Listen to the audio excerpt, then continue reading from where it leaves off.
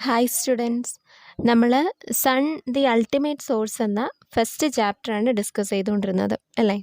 അപ്പോൾ കഴിഞ്ഞ ക്ലാസ്സിൽ നമ്മൾ ഫോംസ് ഓഫ് കണ്ടൻസേഷൻ വരെയാണ് ഡിസ്കസ് ചെയ്തത്. ഈ ക്ലാസ്സിൽ നമ്മൾ ഡിസ്കസ് ചെയ്യാൻ പോകുന്നത് precipitation then rain occurs differently, ഈ രണ്ട് ടോപ്പിക്സ് ആണ്. ഓക്കെ, അപ്പോൾ നമുക്ക് ടോപ്പിക്സിലേക്ക് കടക്കാം. അപ്പോൾ ഫസ്റ്റ് നമുക്ക് പ്രസിപ്പിറ്റേഷൻ എന്താണെന്ന് നോക്കാം. Continuous condensation causes the droplets in the clouds to grow in size. അതായത് കണ്ടിന്യൂസ് ആയിട്ട് കണ്ടൻസേഷൻ പ്രോസസ്സ് നടക്കുന്നതിൻ്റെ ഫലമായി ക്ലൗഡ്സിലുള്ള വാട്ടർ ഡ്രോപ്ലെറ്റ്സിൻ്റെ വലിപ്പം കൂടുന്നു.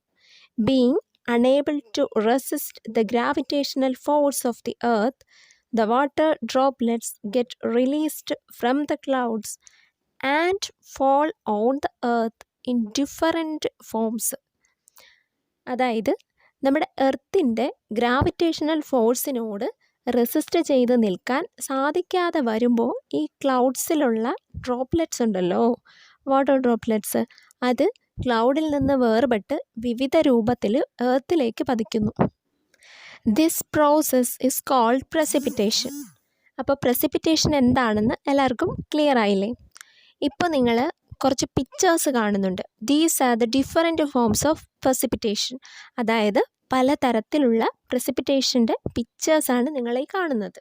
റെയിൻഫോൾ, സ്നോഫോൾ ആൻഡ് ഹാൽസ്റ്റോൺസ്, ഇതിൻ്റെ മൂന്നിൻ്റെയും പിക്ചേഴ്സാണ് നമ്മളിപ്പോൾ കാണുന്നത്. ഇനി നമുക്കിതിൻ്റെ കോമൺ ഫീച്ചേഴ്സും മറ്റുള്ള കാര്യങ്ങളൊക്കെ എന്തൊക്കെയാണെന്ന് ജസ്റ്റ് ഒന്ന് നോക്കാം.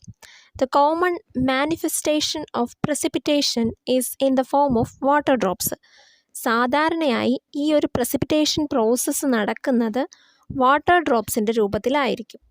This is rainfall. ഇതിനെയാണ് നമ്മൾ റെയിൻഫോൾ എന്ന് പറയുന്നത്. When the temperature below 0 degree Celsius, precipitation reach the earth in the form of tiny crystals of ice. അതായത് അന്തരീക്ഷ താപനില 0 ഡിഗ്രിയിൽ താഴെയായിരിക്കുമ്പോൾ പ്രസിപ്പിറ്റേഷൻ സംഭവിച്ചാൽ നേർത്ത ക്രിസ്റ്റൽസിൻ്റെ രൂപത്തിലാണ് ഐസ് ഭൂമിയിലേക്ക് പതിക്കുന്നത്. This is snowfall. അപ്പോൾ ഈ ഒരു പ്രോസസ്സിന് നമ്മൾ പറയുന്ന പേരാണ് സ്നോഫോൾ. സ്നോഫോൾ എന്ന് വെച്ചാൽ മഞ്ഞ് വീഴ്ച എന്ന് പറയും. ഹാലിസ്റ്റോൺസ് ആണ്. അപ്പോൾ ഹാലിസ്റ്റോൺസ് അഥവാ ആലിപ്പഴം എന്താണെന്ന് നോക്കാം. If the water droplets released from the clouds happen to pass through colder layers of the atmosphere, they may reach the earth in the form of ice pellets.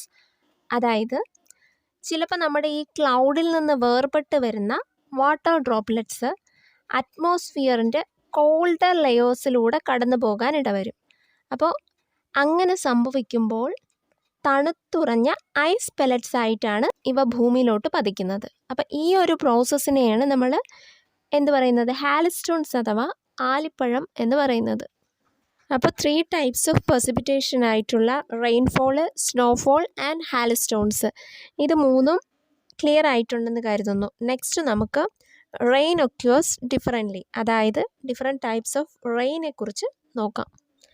The moisture laden wind from the sea enters the land and moves upwards along the mountain slopes where it gets cold and condensed to form clouds. അതായത് കടലിൽ നിന്ന് moisture നിറഞ്ഞ wind കരയിലേക്ക് നീങ്ങുകയും mountain സ്ലോപ്പിലൂടെ ഉയർന്ന് അത് പതിയെ തണുത്ത് കണ്ടൻസേഷൻ പ്രോസസ്സിലൂടെ ക്ലൗഡ്സായി രൂപമാറ്റം സംഭവിക്കുകയും ചെയ്യുന്നു. When the windward sides of the mountain receive heavy rainfall, the leeward sides do not receive rainfall due to the descending dry air. അതായത് മൗണ്ടെയിൻസിൻ്റെ വിൻഡ്വാർഡ് സൈഡ്സിൽ കൂടുതലായിട്ട് മഴ ലഭിക്കുകയും അതുപോലെ തന്നെ മറുവശത്ത് ഡ്രൈ എയർ ആയിരിക്കും, അതുകൊണ്ട് തന്നെ അവിടെ മഴ ലഭിക്കാതിരിക്കുകയും ചെയ്യുന്നു. This type of rainfall is known as orographic rainfall or relief rainfall. അപ്പോൾ ഈ തരത്തിലുള്ള റെയിൻഫോളിനെ സാധാരണയായി പറയുന്ന പേര് ഓറോഗ്രാഫിക് റെയിൻഫോൾ അഥവാ റിലീസ് റെയിൻഫോൾ എന്നാണ്. The places situated at the leeward side of the mountain that do not receive any rainfall are referred to as rain shadow region. അതായത് മൗണ്ടെയിൻസിൻ്റെ ലീവാർഡ് സൈഡ്സിലുള്ള ഇത്തരം പ്രദേശങ്ങളെ സാധാരണയായി പറയുന്ന പേര് റെയിൻ ഷാഡോ റീജിയൻസ് എന്നാണ്. You have learn the characteristics of equatorial climatic region. നിങ്ങൾ ഇക്വറ്റോറിയൽ ക്ലൈമാറ്റിക് റീജിയൻ്റെ ക്യാരക്ടറിസ്റ്റിക്സ് ഫീച്ചേഴ്സ് എന്തൊക്കെയാണെന്ന് കഴിഞ്ഞ ക്ലാസ്സുകളിലും മറ്റും പഠിച്ചിട്ടുണ്ടാവും അല്ലേ? High temperature and daily afternoon rains are the peculiarities of these regions. അതായത് ഹൈ ടെമ്പറേച്ചറും എല്ലാ ദിവസവും ഉച്ച കഴിഞ്ഞിട്ടുണ്ടാകുന്ന മഴയും അതാണ് ഇക്വറ്റോറിയൽ ക്ലൈമാറ്റിക് റീജിയൻ്റെ ഒരു പ്രധാനപ്പെട്ട സവിശേഷത എന്ന് പറയുന്നത്. Due to high temperature air gets heated and rises up. അതായത് ഉയർന്ന ടെമ്പറേച്ചർ കാരണം എയർ ചൂടാവുകയും മുകളിലോട്ട് ഉയരുകയും ചെയ്യുന്നു. Cumulus clouds are formed by the cooling and condensation of rising warm air. ഈ എയർ തണുത്ത് കണ്ടൻസേഷൻ പ്രോസസ്സിന് വിധേയമാവുകയും ക്യുമുലസ് ക്ലൗഡ്സ് രൂപപ്പെടുകയും ചെയ്യുന്നു. Rainfall occurs with thunder and lightning. തുടർന്ന് ഇടിമിന്നലോടുകൂടിയുള്ള മഴയുണ്ടാകുന്നു. This rain mostly occurring in the afternoon does not last long. സാധാരണയായിട്ട് ഉച്ച കഴിഞ്ഞുണ്ടാകുന്ന മഴ അധിക സമയം നീണ്ടു നിൽക്കത്തില്ല. This type of rainfall is called conventional rainfall. അപ്പോൾ ഇത്തരത്തിലുള്ള റെയിൻഫോളിനെയാണ് കൺവെൻഷണൽ റെയിൻഫോൾ എന്ന് പറയുന്നത്. This is a common phenomena in tropical region during summer. അപ്പോൾ സമ്മർ സീസണിലുള്ള ട്രോപ്പിക്കൽ റീജിയൻ ഏരിയാസിലെ ഒരു കോമൺ ഫിനോമിനയാണ് ഈ കൺവെൻഷണൽ റെയിൻഫോൾ എന്ന് പറയുന്നത്. There is always difference in the atmospheric temperature over land and sea. അതായത് ലാൻഡിനും സീക്ക് മുകളിലുള്ള അറ്റ്മോസ്ഫിയറിക് ടെമ്പറേച്ചർ ഡിഫറൻ്റ് ആയിരിക്കും. If the air over the sea comes in contact with the air over the land in the coastal regions, the warm air will be pushed upwards, causing cloud formation and rainfall.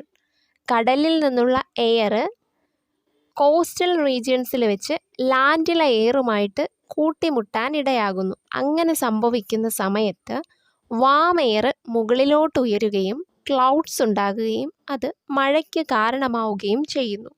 അപ്പോൾ this types of rainfall is called border rainfall. ഇത്തരത്തിലുണ്ടാകുന്ന റെയിൻഫോളുകളെ border rainfalls എന്നും റെയിനെ border rain എന്നുമാണ് പറയുന്നത്. All the functions of our living planet, the earth, are regulated by the sun. നമ്മുടെ living പ്ലാനറ്റായ എർത്തിൻ്റെ സകല സ്പന്ദനങ്ങളെയും നിയന്ത്രിക്കുന്നത് സണ്ണാണ്, സൂര്യനാണ്. The very existence of the biosphere is by direct or indirect depends on the solar energy. അതായത് നമ്മുടെ solar എനർജിയെ ഡയറക്റ്റായിട്ടോ ഇൻഡയറക്റ്റായിട്ടോ depend ചെയ്താണ് ബയോസ്ഫിയർ നിലനിൽക്കുന്നത്. Even the distribution of plants and animals on earth is in accordance with the availability of sunshine. ഈ solar energy അല്ലെങ്കിൽ സൺഷൈനിനെ ഡിപ്പെൻഡ് ചെയ്തിട്ടാണ് ആനിമൽസും പ്ലാന്റ്സും എല്ലാം തന്നെ ജീവിക്കുന്നത്. The case of human beings also is not different. മനുഷ്യനും സോളാർ എനർജിയും തമ്മിലുള്ള ആ ഒരു റിലേഷനും ഇതുപോലെ തന്നെയാണ്. The atmospheric phenomena inevitable for sustaining life on earth are controlled by solar energy. There is a natural mechanism to retain the required amount of energy obtained from the sun and to send back the surplus. അതായത് സണ്ണിൽ നിന്ന് ലഭിക്കുന്ന energy ആവശ്യമായ അളവിൽ നിലനിർത്താനും അധികമായിട്ട് അയക്കാനും പ്രകൃതിയിൽ തന്നെ നാച്ചുറൽ ആയിട്ടുള്ള സിസ്റ്റംസ് ഉണ്ട്. The average surface temperature of the earth will vary with even the slightest variation in the energy flows, insolation and terrestrial radiation. Insolation, terrestrial radiation മുതലായിട്ടുള്ള എനർജി ഫ്ലോസിലുണ്ടാകുന്ന ചെറിയൊരു വേരിയേഷൻ പോലും സർഫസ് ടെമ്പറേച്ചറിനെ എഫക്റ്റ് ചെയ്യാറുണ്ട്. This is turn becomes a threat to the sustenance of life. അതായത് ഇത്തരത്തിലുണ്ടാകുന്ന variations മനുഷ്യൻ്റെ നിലനിൽപ്പിന് പോലും പ്രോബ്ലംസ് സൃഷ്ടിക്കാറുണ്ട്. You have learned about the human activities that causes change in the atmospheric temperature. അതായത് നമ്മുടെ അറ്റ്മോസ്ഫിയറിന് ദോഷകരമാകുന്ന രീതിയിൽ, അതായത് അറ്റ്മോസ്ഫിയറിക് ടെമ്പറേച്ചർ ഇൻക്രീസ് ചെയ്യുന്ന മനുഷ്യൻ്റെ ആക്ടിവിറ്റീസ് അവയൊക്കെ നിർത്തിവെക്കുന്നതിലൂടെ നമുക്ക് ഈ ടെറസ്ട്രിയൽ റേഡിയേഷൻ ഇൻസുലേഷൻ പ്രോസസ്സൊക്കെ കറക്റ്റായിട്ടുള്ള ആ ഒരു ശരിയായിട്ടുള്ള രീതിയിൽ തന്നെ നടത്താൻ ഉള്ള സാഹചര്യം ഒരുക്കുന്നു. അതുപോലെ തന്നെ അൺസയൻറ്റിഫിക് ആയിട്ടുള്ള യാതൊരു പ്രാക്ടീസസും നടപ്പിൽ വരുത്താൻ പാടില്ല. ഭൂമിയിൽ നമ്മുടെ എർത്തിൻ്റെ സർഫസിലോ അതുപോലെ തന്നെ അറ്റ്മോസ്ഫിയറിലോ അൺസയൻറ്റിഫിക് ആയിട്ട് യാതൊരു ആക്ടിവിറ്റീസും മനുഷ്യൻ്റെ ഭാഗത്തു നിന്നും ഉണ്ടാവാൻ പാടില്ല. അപ്പം ഇത്തരത്തിലൊക്കെയുള്ള നടപടികൾ സ്വീകരിക്കുന്നതിലൂടെ നമുക്ക് എർത്തും അതുപോലെ തന്നെ എനർജി സോഴ്സസും തമ്മിലുള്ള ആ ഒരു കണക്ഷൻ കറക്റ്റായിട്ടുള്ള ആ ഒരു രീതിയിൽ തന്നെ നിലനിർത്താനായിട്ട് സാധിക്കും. അപ്പോൾ നമ്മൾ ഈ ക്ലാസ്സിൽ പ്രസിപ്പിറ്റേഷൻ ആൻഡ് റെയിൻസ് അങ്ങനെ ഈ ഒരു 2 ടോപ്പിക്സാണ് ഡിസ്കസ് ചെയ്തത്. അപ്പോൾ എല്ലാവർക്കും ടോപ്പിക്സ് ക്ലിയർ ആയിട്ടുണ്ടെന്ന് കരുതുന്നു. അപ്പോൾ ഇതോടുകൂടിയിട്ട് നമ്മുടെ ഈ ചാപ്റ്റർ കംപ്ലീറ്റ് ആവുകയാണ്. അപ്പോൾ നെക്സ്റ്റ് ക്ലാസ്സിൽ നമുക്ക് പുതിയൊരു ചാപ്റ്റർ സ്റ്റാർട്ട് ചെയ്യാം. ഇന്നത്തെ ക്ലാസ് വൈൻഡപ്പ് ചെയ്യുകയാണ്. Thank you.